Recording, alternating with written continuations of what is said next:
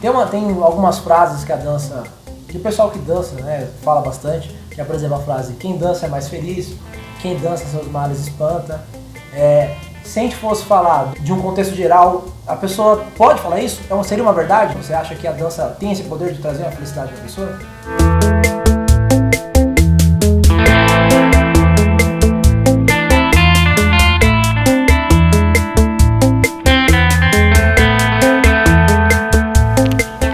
Fala meu jovem, fala minha jovem, galera ousada que acompanha o canal. Estou aqui hoje com a presença da psicóloga Maíra Regina. Muito obrigado pela sua presença, Maíra. Obrigada, um prazer. Seja muito bem-vindo ao nosso canal, tá bom?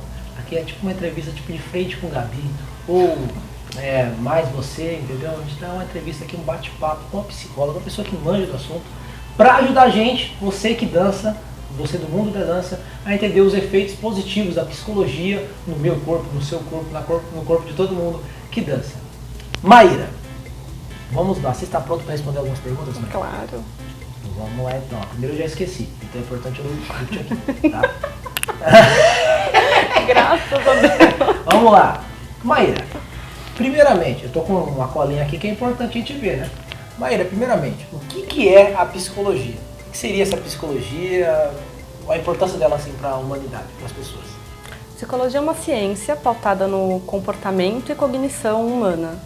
E além disso, a gente vai estudar alguns processos cognitivos e o viés emocional, o viés de interpretação que a gente dá a cada situação e como a gente se comporta e reage a partir dessa interpretação. Um tom mais popular assim é como a pessoa age, como que ela reage, por que ela age assim? Por que ela reage assim? Qual é o pensamento que desperta qual tipo de emoção, que desperta qual reação para compensar uma emoção desconfortável ou buscar uma emoção mais confortável. Mas assim, tem pessoas que têm padrões ou cada um é totalmente Todos nós diferente? temos padrões. Tem padrões. Todos nós. É isso que configura a psicologia como uma ciência. Legal. Porque se tudo fosse tão subjetivo assim, não seria possível um estudo e não seria possível a aplicação de uma técnica comum. Entendi. E as pessoas que chegam até você no seu consultório para fazer essa consulta com você, quais são as principais reclamações, as principais coisas ou objeções, não sei, que elas chegam até você para falar? As demandas mais comuns hoje são ansiedade, depressão e alguns transtornos alimentares.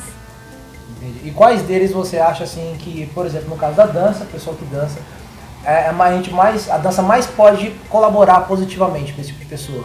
São as pessoas com que tipo de sintoma? Eu pensaria menos no transtorno e mais no tipo de técnica. Então, você pode ter uma pessoa com um transtorno de ansiedade que vai se beneficiar da dança por ter que focar a atenção em alguma coisa e liberar energia em alguma coisa. E você pode ter uma pessoa com o sintoma oposto, que é um sintoma depressivo, e a gente vai sugerir a dança para ela como um recurso de ativação comportamental. Porque na depressão o ciclo é o contrário. Você precisa primeiro movimentar o corpo para ter uma liberação de endorfina para depois ter um bem-estar. Na ansiedade, você já tem a ânsia de se movimentar e aí você usa o movimento para descarregar a energia. Então, não é tanto pelo transtorno, mas pela função. Então, a dança ela vai se aplicar mais de um transtorno específico. Então, pessoas com ansiedade, depressão, baixa autoestima, sim. Você acha que todos esses, a dança ela se encaixa bastante, fica sim, bem legal. Seria difícil encontrar um transtorno para qual a dança não seria indicada. Entendi. Porque ela é uma atividade que traz uma adaptação fácil, pela quantidade de ritmo e pela possibilidade de interação. Então, existem uns passinhos que você vai fazer mais sozinho, e isso pode ser importante em alguns momentos. E, além disso, ela favorece a interação social, né? O ser humano é um bichinho social, a gente precisa socializar com o outro.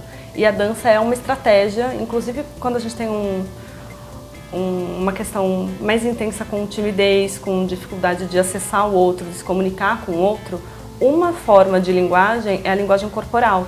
E aí a dança pode favorecer o contato com o outro também. Então vamos falar rapidamente sobre esses sintomas que você falou. Por exemplo, a pessoa depressiva ou com baixa autoestima. O que a dança, ou a atividade física em si, né? O que ela faz no corpo da pessoa que faz com que a pessoa se sinta bem? Tipo assim, o que ela libera, quais coisas que acontecem no corpo da pessoa durante esse processo de dança ou de alguma atividade física? Tem alguns neurotransmissores que vão trazer a sensação de prazer Então, se a gente for falar de atividade física, se a gente for falar de endorfina, de dopamina, mas além disso, a atividade ela diminui a produção de cortisol, que é um hormônio do estresse, que dificulta o sono e aí aumenta a irritabilidade. Então, é um contexto bem geral, inclusive para o nosso cérebro. Mesmo neuroquímico, ele tem um contexto geral de atuação. Além disso, quando a gente tem alguma atividade que tem uma função, o que eu estou chamando de função? Se a gente vai fazer academia, a função é finalizar 40 minutos de esteira, a função é finalizar uma série de 10 exercícios. Você não tem a sensação de construção imediata. Você pode ter uma sensação de construção. Depois de alguns meses, você observa uma mudança na sua imagem física e isso pode te dar a sensação de bem-estar, mas a gente está falando de meses. Quando você está falando de uma pessoa que já está em sofrimento, a oportunidade dela ter uma aula de 1 hora e sair depois de 1 hora com a sensação de que ela aprendeu a fazer uma coisa diferente, que ela já reproduz 1 hora depois, aumenta o nosso senso de autoeficácia. E aí a gente está trabalhando o autoestima e está trabalhando os vieses cognitivos da depressão, que aí podem ser: eu não sou boa o suficiente, eu não sirvo para fazer isso, eu nunca consigo fazer nada direito, eu sou uma pessoa desinteressante, eu não tenho atrativos, eu sou feia, eu sou gorda, eu sou desajeitada, eu não tenho habilidade social. Então uma pessoa de baixa autoestima e depressiva, ela é uma pessoa de baixa energia, vamos dizer assim. E a dança poderia aumentar a energia dela, deixar ela mais um vigor mais ativa. Para uma pessoa que é ansiosa, que ela é mais muito agitada, é perigoso ou não? Não é uma atividade perigosa. Qual que é a vantagem de fazer isso quando você está num ciclo de ansiedade? Uma das formas da gente identificar a ansiedade é um fluxo ininterrupto de pensamentos invasivos. E aí a pessoa não consegue focar em uma determinada atividade e isso também diminui o senso de produtividade. Então a pessoa ela pode ficar extremamente cansada, estressada e com a sensação de que por mais que ela trabalhe o dia inteiro, se esforce o dia inteiro, ela não consegue finalizar quase nada.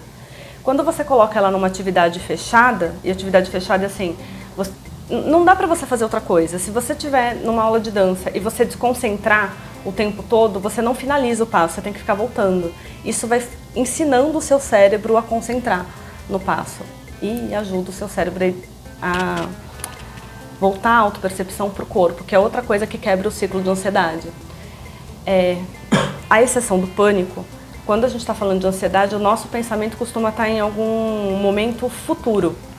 A dança exige que a sua concentração esteja no presente, porque senão você não consegue executar o passo. Então é outro tipo de treino cognitivo. Uma das questões que o pessoal aborda bastante na hora de que vai fazer a aula principalmente a parte de timidez. Tem muita gente que aparece na escola mesmo, creio que aparece até aqui também, com excesso de timidez, dificuldade de socialização e tudo mais. Homens que têm dificuldade de relacionar com mulher, às vezes de chegar numa mulher, de conversar mesmo com a mulher de modo simples, ou para paquerar também, né? Acontece bastante isso. E inverso também, às vezes a mulher tem um receio de conversar com homens, ou para fazer amizades, pessoas fazerem mais amizades mesmo assim. No caso da dança, ou da atividade física, mas principalmente a dança porque ela trabalha a parte de socialização também, o que ela age no corpo da pessoa também, no que ela muda o estado mental, assim, numa explicação também mais técnica, o que ela faz no corpo da pessoa? Tá, aí é menos corpo e mais bloqueio de pensamento invasivo, é substituição de pensamento invasivo. Porque quando a gente está falando de déficit de habilidade social, a gente está falando de um estilo de pensamento, eu vou usar o seu exemplo, um flerte em algum lugar de dança. Então, o rapaz quer abordar naquela moça, mas ele olha e pensa assim, ela vai falar não, ela não vai gostar de mim, eu vou começar a tremer, e se minha mão suar? Eu não sei o que falar, eu não tenho assunto, eu vou perguntar se está tudo bem, mas e depois? E se ela só responder que sim, eu não tenho assunto para continuar? Enquanto você fica viajando com esse tipo de pensamento, a oportunidade já foi. Já apareceu uma outra pessoa, ela já levantou, E o que acontece quando a gente reproduz esse tipo de sensação? O nosso cérebro entende, viu? Você tinha razão, ainda bem que você não foi. Você ia se ferrar, ainda bem que você ficou aqui quieto. Aí você vai reforçando um comportamento inadaptativo. Quando você tem uma carta na manga, você não precisa enfrentar o que é de mais aversivo, que é a conversa quando você não tem um assunto. Então você não precisa se aproximar de uma pessoa com a sensação de que você não tem assunto e começar a falar com ela, mas você pode convidá-la para uma dança, por exemplo, que é uma atividade em que as duas pessoas fazem alguma coisa comum.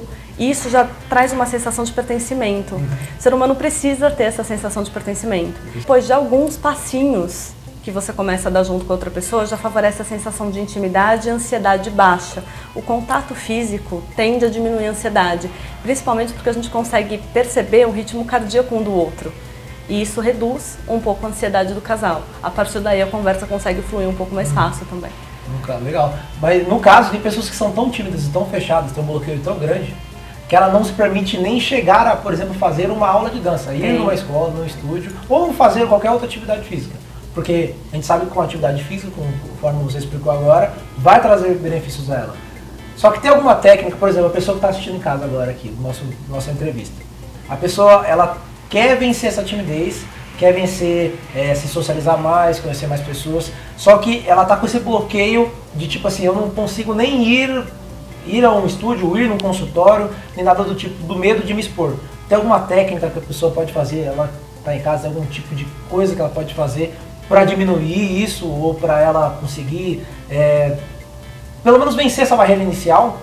A gente vai chamar de micropasso. Se você tem alguma coisa que te causa aversão, que te causa medo demais, você não vai sair, se por exemplo for a dança, você não vai sair, se matricular de cara e sair dançando por aí.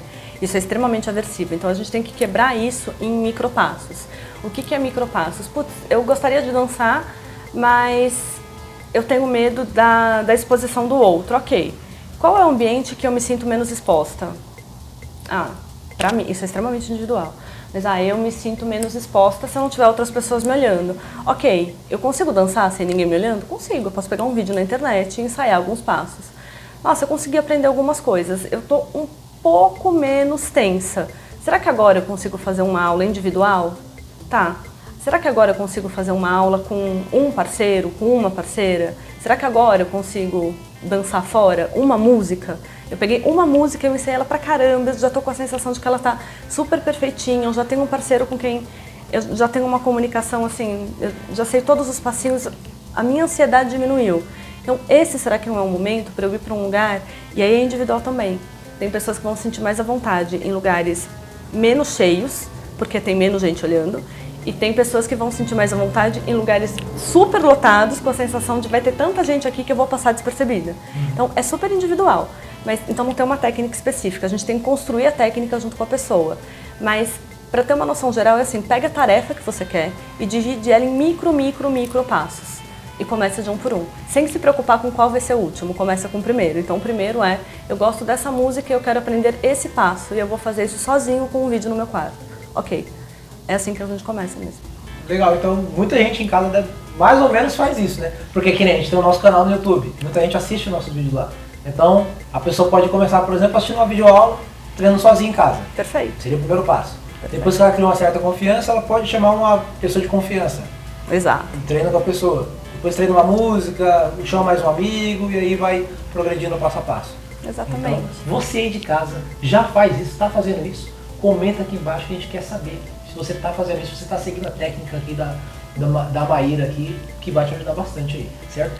Tem algumas frases que a dança, que o pessoal que dança, né, fala bastante, que é, por exemplo, a frase, quem dança é mais feliz, quem dança seus males espanta. Se a gente fosse falar do modo também científico, do modo psicológico, então, de um contexto geral, a pessoa pode falar isso? Seria uma verdade? Pelo contexto, tipo assim, quem dança, realmente a dança ajuda a trazer felicidade do lado físico, do lado técnico falando? Você acha que a dança tem esse poder de trazer uma felicidade para a pessoa? Alguns componentes da dança podem favorecer isso, que é a sensação de pertencimento, por estar fazendo uma atividade com outro, a socialização e a liberação de endorfina em atividade física. Então, se a gente considerar esse tripé, dá para falar que a dança pode trazer felicidade a partir disso. Legal, bacana. Muito importante falar, porque muita gente usa essas frases tipo clichê, mas só fala, mas não explica exatamente o porquê, né? Por que quem dança seus males espanta? Por quê? Por que quem dança é mais feliz? E é legal de ter esse conteúdo mais técnico para poder falar para as pessoas. Vamos lá então, tem algumas perguntas que o pessoal fez aqui, alguns alunos, colegas também nossos, fizemos algumas perguntas e eu escolhi 3 aqui para te fazer, curiosidades do pessoal que está assistindo aí. A primeira pergunta então é da nossa amiga Eli, certo? Ela perguntou o seguinte: normalmente os psicólogos recomendam a dança como meio de terapia para pessoas ansiosas e depressivas. Quando a dança acaba frustrando mais as pessoas por acharem algo difícil, o que recomenda ser feito? Quando a pessoa recomenda a dança, mas ela acha mais difícil do que no caso ela pensava assim. A dança pode ser um instrumento terapêutico por ser uma atividade, e o que acontece é que ela é um pouquinho abrangente, então pode precisar de algum ajuste. Quando o terapeuta indica isso, ele não tem a pretensão de colocar a pessoa em uma situação aversiva ou em alguma coisa que ela tenha que ser perfeita, em que ela tenha que se enquadrar de cara. Na verdade, quando a gente coloca um paciente nosso para fazer uma atividade e a atividade está aversiva, é uma questão de ajuste de plano de tratamento do terapeuta. Então, a gente precisa avaliar se isso foi sistematizado, se isso foi... lembra que eu falei da gradaçãozinha? Então, primeiro a gente faz em casa, no quarto, com um videozinho. Sim. Essas estratégias, quem faz é o terapeuta. Então, quando a gente coloca o cliente para uma aula, ele vai para a aula e volta se sentindo super mal, geralmente tem uma falha no plano de trabalho do terapeuta. E isso pode acontecer, isso não é assim, nosso terapeuta é péssimo, isso acontece. Algumas coisas que a gente vai executando, a gente só vai ter certeza na hora do funcionamento. Então a gente está trabalhando um tipo de crença do paciente, aquilo está caminhando, a gente coloca ele para exposição e aparece uma outra crença. É possível de acontecer? É possível. A gente recua, trabalha essa crença e ajusta o plano de tratamento. E aí o ajuste pode ser trocar a quantidade de aula, trocar o tipo de ritmo, trocar a forma como a pessoa vai dançar, se ela está dançando sozinha, se ela está dançando acompanhada, enfim, precisa de algum ajuste. Mas isso não tem tanto a ver com a dança, isso tem a ver com o plano de tratamento. Vamos para a próxima pergunta aqui então. A próxima pergunta é do nosso amigo Padu. É o seguinte: como devemos nos posicionar enquanto professor de dança frente a um aluno que está com o ego elevado achando que sabe dançar mais do que a realidade? Isso aqui é um tipo de problema que alguns professores encontram. Eu também já encontrei isso, muitos professores já encontraram, do tipo assim, um aluno que começou do zero, né, começa iniciante, começa todo humilde. E aí conforme ele vai melhorando, vai criando, querendo ou não, a dança ela ganha autoconfiança, a pessoa, né? Então o ego dela vai começando a ficar grande. Ok. E tem muitos alunos que acabam às vezes achando que, tipo assim, manda mais, que sabe mais, que é tudo mais que o professor. Foi pro outro extremo. E acontece bastante isso. Não só com professores, mas às vezes com dois alunos são iniciantes, começaram juntos. Aí de repente um começa a achar que sabe mais que o outro. Briga de ego. Como que um professor, no caso, como o Padu está perguntando aqui, deve se posicionar frente a uma situação como essa? O que você acha? Você tem que encarar de frente? Tem que não ligar para isso? O que ele poderia fazer assim, você acha? Então, depende. Se a pessoa está só se atrapalhando, a gente pode escolher fazer a intervenção ou não. Agora, se existe uma competição na turma e isso começa a atrapalhar outros alunos, aí pode ser interessante uma intervenção um pouquinho mais pontual. Tem algumas estratégias para a gente diminuir a sensação de superioridade do outro. A gente não vai nem pegar a segurança, mas a gente vai pegar a superioridade. E aí, algumas estratégias mais delicadas que a gente pode fazer isso é a filmagem comparativa. Então, olha, você já está indo super bem porque você aprendeu esses passos. Eu filmei você dançando e eu quero te mostrar todos os passos que você acertou. Quando você vai passar o vídeo, você não vai apontar acertos no vídeo todo. Você vai apontar só onde está certo. É uma forma delicada de mostrar onde a pessoa ainda está errando. Então, isso aqui é o que você já acertou, isso aqui a gente não vai precisar trabalhar essa semana. Quero focar nas outras partes que a gente ainda não alinhou. É um jeito delicado de falar, olha, viu? Você está indo bem, mas vamos trabalhar isso aqui que não está bacana. Agora, se está gerando interferência com outra pessoa, aí a intervenção já não precisa ser tão ponderada. Aí pode ser alguma coisa mais de puxar mesmo. Pessoal, olha, eu percebi que você está super seguro hoje, que você está gostando, que você está até tentando facilitar, mas eu não sei se a estratégia que você está usando vai realmente ajudar o seu colega. Então, eu vou te pedir para focar exclusivamente hoje no seu passo, até porque se você acertar o seu passo, você vai servir de modelo para o seu colega, ele pode copiar de você, mas todos os ajustes eu vou preferir que você deixe por minha conta, para que a gente tenha só uma linha de raciocínio, combinado? É um corte mais... Sim. No caso, se impor, mas tipo, no particular, no caso, né? Você abrir com sinceridade uma conversa antes da aula, Sim, mas você percebe que a conversa nunca é assim, você está errando? Uhum. A conversa é sempre assim, você está acertando aqui, você pode favorecer o seu colega aqui, você está acertando esses pontos. Porque quando a pessoa está exageradamente confiante, quando ela está desnivelada nesse tipo, como se fosse um episódio mais maníaco mesmo, se você falar que ela não está acertando, essa informação simplesmente não é capturada. Não é nem assim, ela vai se irritar. Ela vai se irritar, mas ela vai desmerecer, ela não vai acreditar no que você está falando. E ainda pode sair com a sensação de que isso é uma sensação de inveja do colega, de que você se sentiu intimidado como professor porque ele está aprendendo mais. Então, é ineficaz. Não é nem pela situação social, mas pela eficiência da intervenção. O que vai funcionar quando você tem uma pessoa que está com uma sensação de confiança tão exagerada é primeiro validar o que ela está falando. Você está indo super bem, você tem razão, seus acertos é esse, mas hoje eu quero trabalhar as outras partes para a gente ficar com todas as partes acertadinhas, ok? Isso ela vai ouvir. Legal, bacana, dica interessante aí então, hein? E mais uma pergunta aqui, a pergunta, peraí, calma aí, pergunta da nossa amiga, nossa aluna Mariazinha, você que está assistindo aí em casa, Mariazinha, a Maria. A dança ajuda em todas as áreas? Ansiedade, síndromes... E para desbloquear a timidez, demora muito? A gente já falou mais ou menos sobre isso, mas respondendo rapidamente a Maria, o que você acha assim, do seu ponto de vista? Ajuda em todas as áreas e demora muito para desbloquear a timidez? Isso é extremamente pessoal. A gente pode ter algumas pessoas que vão super se beneficiar com a dança e outras pessoas para qual essa atividade nem é a mais indicada, existe alguma outra. Então, é difícil falar assim, se ela está adaptada para todos os transtornos. A gente pode reconsiderar aquele tripé que eu falei, e aquele tripé é válido para qualquer ser humano, para todo mundo da nossa espécie. Agora, depende do que exatamente a pessoa está trabalhando, qual que é essa ansiedade, qual que é o pensamento automático, qual que é o sintoma que aparece, ele é mais físico, ele é mais cognitivo, e aí a gente consegue ajustar se é a dança ou se é algum outro tipo de atividade. Legal, bacana. Essas perguntas eu fiz no meu Instagram. Se você não segue no meu Instagram, segue lá, @EltonFerroOficial, que nas próximas entrevistas eu sempre pergunto também sugestões de vídeo, então vocês podem perguntar lá também no meu Instagram, tá bom? Se você está no YouTube, migra lá pro Instagram. Seguinte, quando há um psicólogo, a pessoa encaminha essa pessoa para uma aula de dança, o que o professor de dança, no caso, o pessoal que está assistindo em casa que é professor, qual o procedimento correto que a gente deve fazer para inserir essa pessoa ou numa turma ou numa aula particular, algum tipo de atividade de dança, qual como o procedimento correto que a gente tem que fazer? Tá. Acho que aí a gente pode pensar em 3 coisas para investigar de cara com esse cliente. Por que o terapeuta pensou nisso e o cliente tem que saber. Então, quando vocês discutiram isso e aí vocês chegaram a essa sugestão de dança, qual que era a função, qual que é a ideia, qual que é o objetivo da aula, para que você vai dançar, o que te motiva a estar aqui, é só a sugestão do terapeuta ou o terapeuta já sugeriu isso porque na verdade é uma coisa que você sempre quis fazer, mas você tinha receios e agora você se sente mais preparado, enfim, qual que é a motivação? E qual que é o receio? Qual que é um dificultador?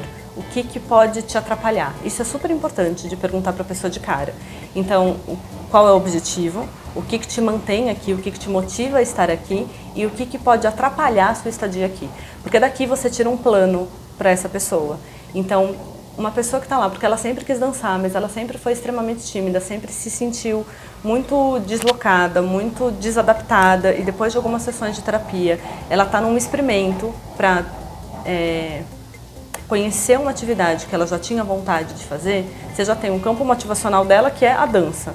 Então, o que você vai trabalhar com ela? Me fala as músicas que você sempre quis dançar. Você já vai conseguir motivar ele aqui. Agora, você pega uma outra pessoa que fala assim, na verdade, eu nem gosto tanto de música, mas eu adoro a sensação de leveza quando eu assisto alguma coisa na TV. Eu acho os movimentos muito bonitos. Então tá. Então pronto, você vai pegar essa pessoa. Você vai pegar o que tem de mais simples na dança, que dá um mínimo de sensação parecida com o que ela assistiu na TV e vai começar a ensinar ela a fazer isso aqui, porque isso vai manter aquele aluno. E a mesma coisa para aquilo que é mais aversivo. Então, o que poderia acontecer de pior? Para mim, o que poderia acontecer de pior é eu começar a encarar várias aulas e aparecer aqui sempre com a sensação de que eu não aprendi nada de uma semana para outra. Então, o que você vai fazer? Você vai garantir que isso nunca aconteça. Como é que você vai fazer? O cliente que já te deu essa dica, então para mim a pior coisa é chegar aqui e perceber que eu errei tudo. Antes de você tirar para dançar, você vai fazer a revisão. Então ele nunca vai errar tudo. Porque você vai chegar, vai cumprimentar a pessoa, então vamos só retomar o que a gente viu na semana passada, repete o passo a passo e aí você pega a pessoa para dançar. O que você está ensinando para ela? Todas as semanas você aprendeu a mesma coisa. Mesmo que ela não tenha aprendido nada, como você já revisou a aula, ela já recuperou a informação. Então você está tirando o estímulo aversivo e está acrescentando o estímulo motivacional. Legal. Seria até interessante algumas escolas e psicólogos fazerem até parceria, né? Sim. Porque até facilita, tipo, eu mandei um paciente com esse sintoma, assim, então fica até mais fácil, Dá né, pra fazer montar a aula, né? plano de tratamento Legal. conjunto, seria ótimo. Show de bola. Então é isso. Por hoje é só, galera. Muito obrigado pela participação, vocês que enviaram perguntas. Vai lá no meu Instagram, me segue lá, @EltonFerroOficial, que nas próximas entrevistas ou vídeos a gente vai contar com a sua colaboração aí, tá bom? Maíra, muito obrigado pela presença. Obrigada, foi um prazer. Até as próximas aí. E, galera, lembre-se sempre disso, movimente seu corpo, desenvolva sua mente. Tchau, tchau.